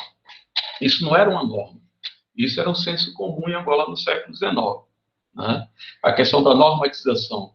Eles vão instituir leis, chamada Lei do Indigenato, né? Naquele processo que eu falei para vocês, da construção da diferença por processos legais. Esse texto interessante da Maria Paula Menezes, uma antropóloga portuguesa. Isso vai ser já no início do século XX. Mas o que aqui estava falando mesmo era do processo de significação. Sim. O sujeito que era branco logo era civilizado. O português que estava em Angola no século XIX, exceto os militares de alta patente, que eram muito poucos, você conta nos dedos, e exceto os funcionários da burocracia colonial, da Secretaria da Fazenda, tal, que eram muito poucos, você conta no dedo, os demais portugueses eram analfabetos. Brancos, português, europeu, analfabetos. Mas ainda assim, ainda tem o status de um civilizado. É como se a civilização tivesse na pele, a civilização fosse biológica. Enfim. Então, esse racismo do século XIX está presente no cotidiano hoje, né? Está presente. Olha, quantas vezes os alunos na universidade, eu pensei que ele era da limpeza, tal, porque o padrão típico do professor universitário é um homem branco de barba, né? Senhor, tal. Ainda tem isso, esse imaginário, esse processo todo, né? Então, a gente precisa desconstruir esse imaginário a partir dessas investigações críticas, com esses olhares mais diferenciados, né? Sim, Eduardo, enquanto você falava, eu estava aqui pensando, dando continuidade, assim, os outros elementos que você trouxe agora aqui para a gente. Eu fiquei pensando, eu não tive aula de História da África, porque, enfim, no meu currículo, quando eu fiz a graduação, História da África não existia a disciplina. Não era uma Sim. disciplina obrigatória, né? Então, eu lembro que a minha turma foi a última turma que não teve História da África, porque a próxima turma já entrou no currículo novo, e no currículo novo havia a disciplina de História da África, estava sendo criada a disciplina. A mesma coisa com história indígena, salvo engano. E, então, assim, eu sempre comento isso com os alunos, né? Uma lacuna imensa na minha formação.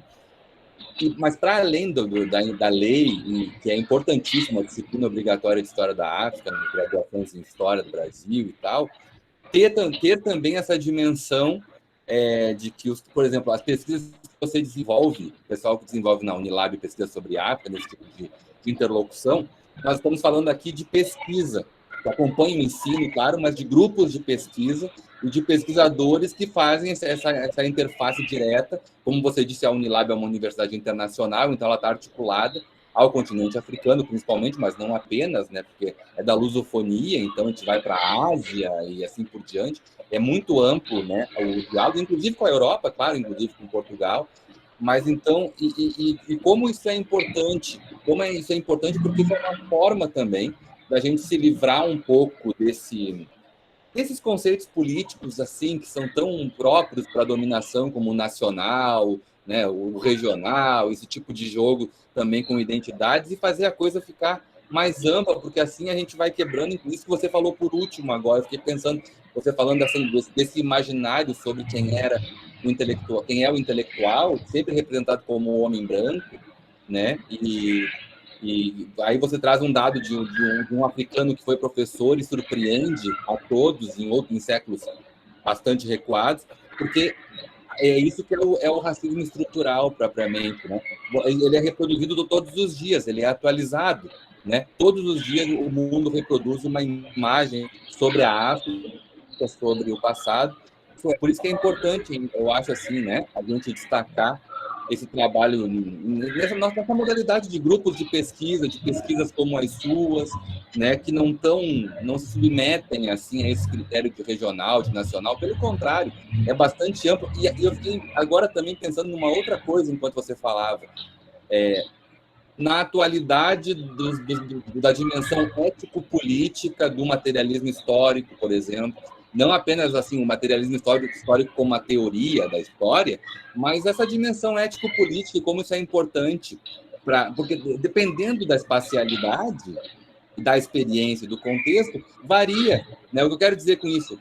Para uma leitura que envolve ex-colônias ou territórios que sofreram uma experiência colonial, tem uma forma de relacionamento com uma teoria que fala principalmente sobre a exploração, né? Sobre a exploração, então, sobre a desigualdade própria dos regimes de exploração.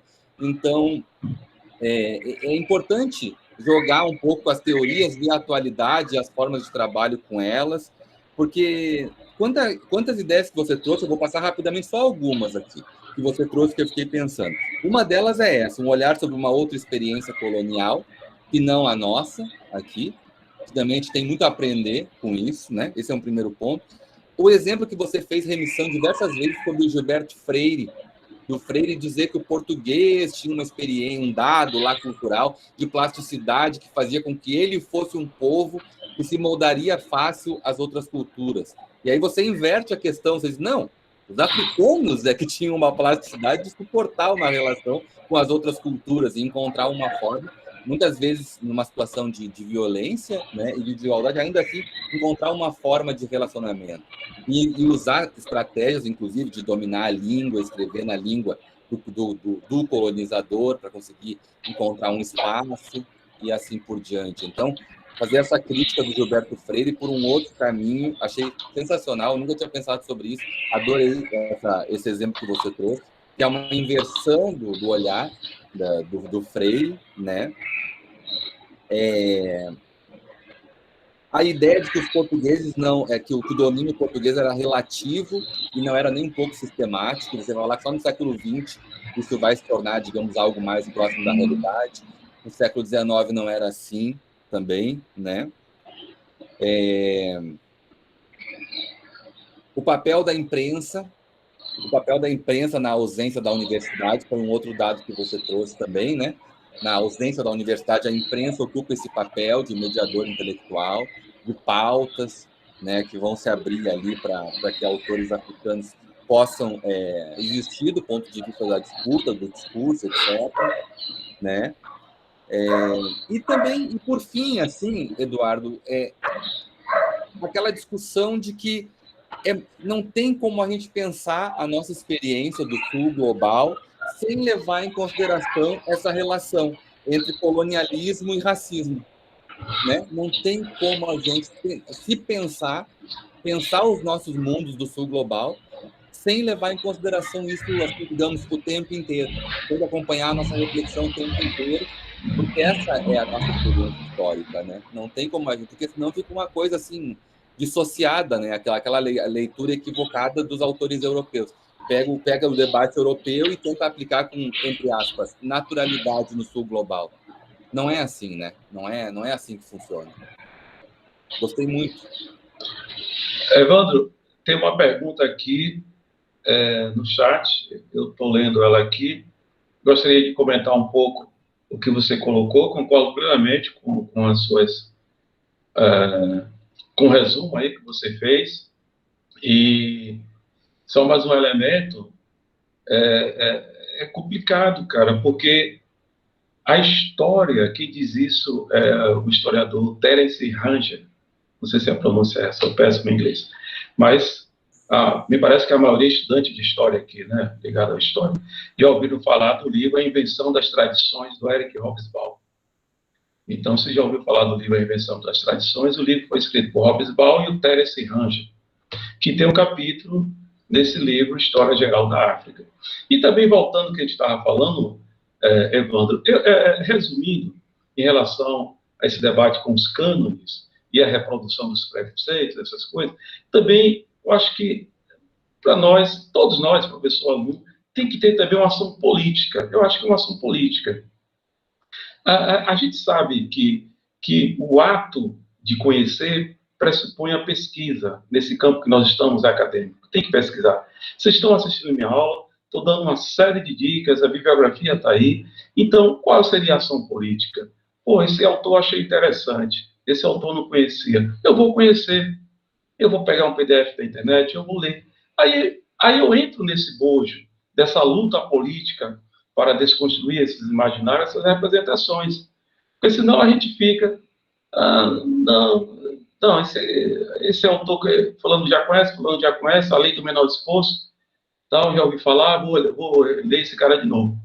Então eu acho que isso também está no plano da luta política, né? Procurar mesmo, fazer esse exercício. E também do protagonismo. A aula cai muito bem com esse autor, está ótimo, está excelente. Mas também cairia bem com mais esses autores. E essa autora aqui, mulher negra. Qual o problema em não colocá-la? Coloca como um ato político e como esse exercício de abertura também que deve ser feito. Em relação a essa plasticidade, é que os portugueses, Terence Ranger, ele diz que a história colonial não é só dos portugueses. Na África, dos portugueses, dos franceses, dos ingleses, a história colonial deles na África foi muito mais uma história de resistência dos africanos. Tem mais a história de resistência dos africanos do que propriamente a história colonial dos europeus. Olha esse dado que eu estou passando para vocês. O colonialismo europeu sobre a África, em linhas gerais, é do final do século XIX à década de 60, 70, que começa o movimento de independência. Eu estou falando de 500 anos, né? 500 anos, de 1500 para cá, onde eu tiro apenas 70, 80 anos de colonialismo de fato. É muito pouco do ponto de vista histórico. E nesse exemplo que eu estou trazendo para vocês de Angola, a presença portuguesa foi algo inexpressível. Inexpressível. O Lord Russell falou uma soberania estéril, uma soberania de pouca eficácia. O objetivo era ser soberano. E outra coisa, você tem mais história de resistência desses povos, de vitória desses povos, do que de vitória dos europeus. Aí vocês poderiam me perguntar, mas e por que ficou essa coisa no nosso imaginário tão forte, que parece que os europeus estão lá de longa data, né? A impressão é que a Europa está na África há mais de 500 anos. Isso é o discurso historiográfico europeu que a gente engoliu a isca, utilizando a expressão do Thompson, né? Uma mentira que a gente engoliu a isca. Tem uma série de experiências históricas interessantes africanas que a gente não conhece. Que a gente não conhece. E muitos não querem conhecer. O racismo nem permite conhecer. Tem muitas histórias interessantes. Volto a dizer, não se trata de jogar água fora com a criança junto. A água do banho da criança com a criança junto. Essa metáfora eu faço referência aos autores europeus. Eu trabalho com autores europeus, eu leio autores europeus. Não se trata disso. Dialogo com autores europeus. Mas eu posso também me abrir. Tem um texto excelente do Carlos Lopes, que é um historiador guineense, que é a pirâmide invertida. Ele vai nesse sentido. E ler também os autores que trabalham sobre aquele assunto, sobre aquela região. Assim, a pergunta que colocou aqui, vou voltar aqui, a decolonialidade. O professor poderia explicar de forma prática o conceito de decolonialidade? No Brasil, por exemplo, tivemos o projeto colonial e seus resquícios. É possível remetermos este conceito no Brasil? Para os que não conhecem, tem um grupo de historiadores muito engajado na difusão do conhecimento sobre a história brasileira, que tem uma página no Instagram, sim, historiadores negros. É isso, Vitória, existe sim. Existe um grupo de WhatsApp, historiadores negros. Infelizmente, o WhatsApp tem limite, né? Parece que já temos 200 lá. A Idalina faz parte. E existe também esse Instagram, tem página no site do Guelé 10, tá? Isso mesmo, essa diversidade. A gente fala tanto de diversidade, mas não convive na prática. Conviver, ler, discutir, comprar o livro, ter essa abertura. Então, a diversidade hoje é um discurso, a diferença abstrato, na prática. Sim, respondendo aqui, olha, decolonialidade, eu não domino muito o conceito da decolonialidade, já li algumas coisas, mas o que eu tenho a falar para você é que decolonialidade é uma categoria analítica, uma categoria de análise, decolonialidade. Não confundir com colonialismo, né, principalmente sobre a África, e o colonial brasileiro, né? Brasil colônia, a questão da colônia no Brasil. Aí você tem há uma diferença da colonização brasileira, do colonialismo sobre a África. Inclusive, o termo colonialismo não aparece nas fontes do século XIX, né? Ele está mais para uma categoria política, colonialismo.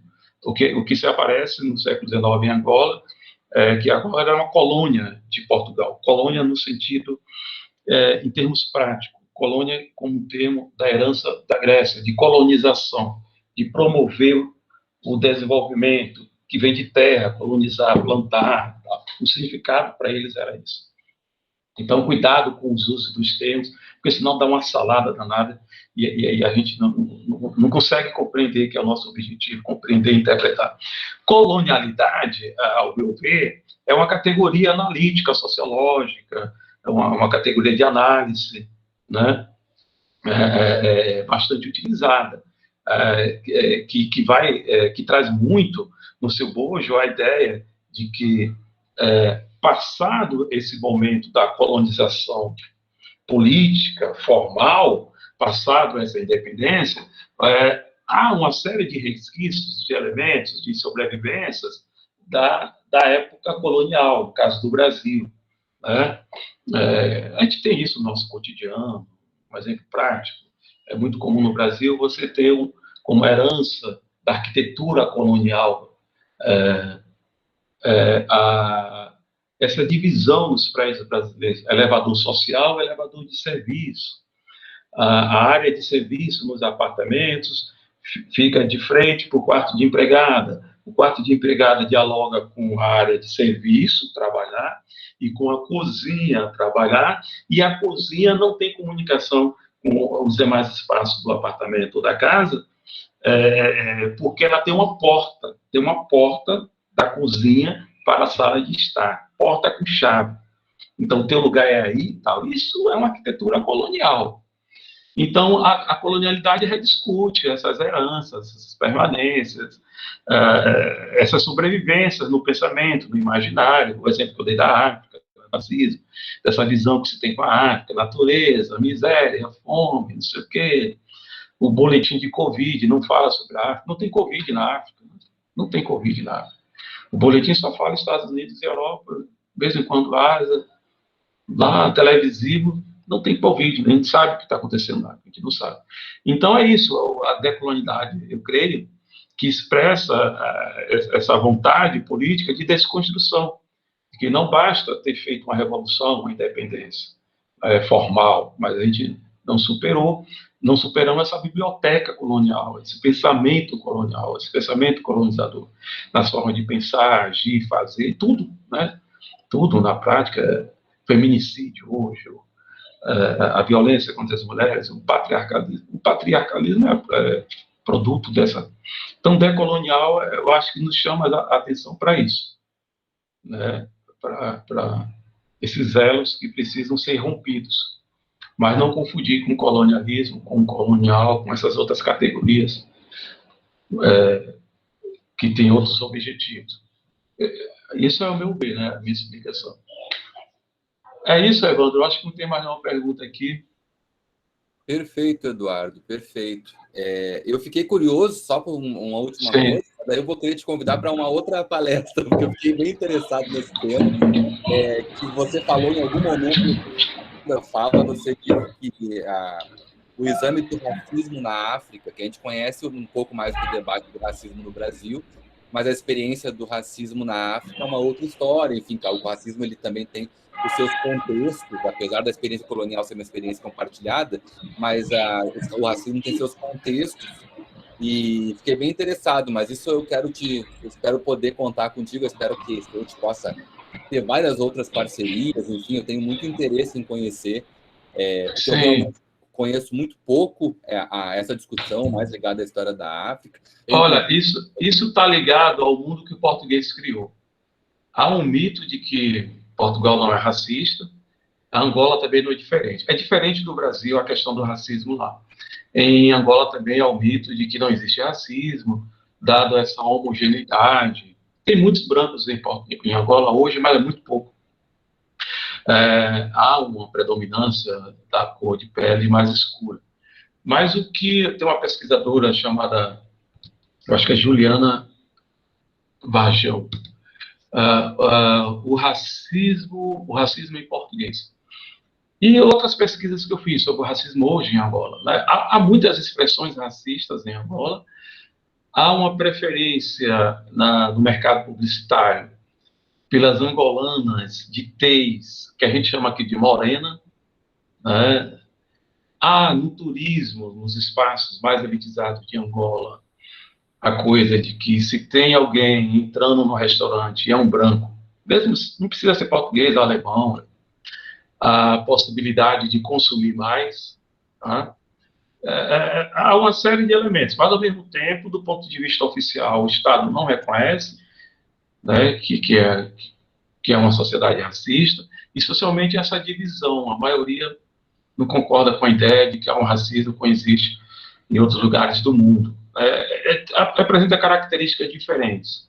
Mas há muitos termos no dia a dia popular, utilizados no cotidiano, que são termos, por eles mesmos, considerados termos racistas, que são utilizados. Mas o que impede também, eu creio, é por ser uma população... O Brasil é o país mais miscigenado do mundo, né? Em termos biológicos, em termos... e Angola é mais homogêneo, né? É mais homogêneo. A presença branca é menor. É muito menor, principalmente depois da independência. Muitos voltaram para Portugal, muitos morreram. Então, isso também esvazia o debate.